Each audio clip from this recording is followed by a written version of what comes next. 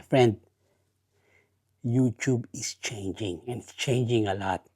I don't know about you, but I've noticed it lately that every time I log into YouTube and to search or even watch videos, the algorithm is recommending a lot of videos that I've already seen. So even in shorts, it's the same. No matter how many times I refresh, it's doing the same thing. So I had a feeling that it will really change soon, or it's changing now. I'm an expert. I'm pretty sure there's a lot out there that is into it, that will give us more tips about it. But this video is not about that.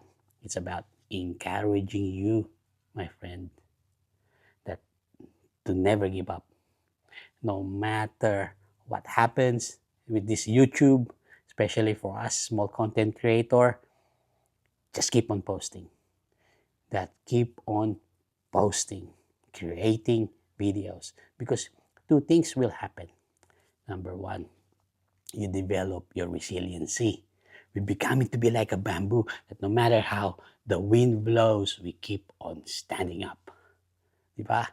So kahit na small lang yung channel natin and we're getting few likes, few subscription, and few comments, and the algorithm is not sharing our content, don't give up. Be resilient because it will develop that character in you in life. Diba? So, panalo na kagad tayo doon. Then, second thing, I'm pretty sure when you post your content about your passion, say travel, sports, entertainment, or tutorial, you are giving your best effort, not only in the content but also in the editing process, di ba? So meaning you are learning. And when you are learning, my friend, meaning you are growing, you are progressing. So another win-win yon, di ba? So be like the Hinebra of the Philippines basketball. Be like Jaworski. Gee, I'm getting really old. To never say die. Di ba? Yun nga eh. Don't give up. Huwag tayong sumuko in Tagalog. So we do our best, keep on creating, because we were born to create, my friend. The Lord created us and gave us all this talent for us to share in the world, to encourage it. So be an encourager, keep on creating your content, do what you do best, learn, and most of all, don't give up. Don't ever give up. So my friend, sabi nga sa Galatians 6:9, if you do not grow weary in doing good, you will reap your reward. And I know our reward is coming. Our reward is coming, my friend.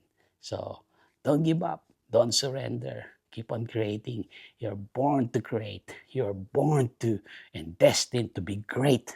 Remember mo yan. So don't believe in the lies of the enemy, because in the eyes of God, you are something, my friend. You are a special creation. So, ganun lang. Laban lang tayo. Keep on creating. Keep on encouraging. Keep on supporting one another. Because I believe that the best is yet to come, my friend. The best is yet to come. So stay encouraged. Stay blessed. Till next time. And as always, I appreciate your time, my friend. Okay? Peace. Bye-bye. Boom, yeah.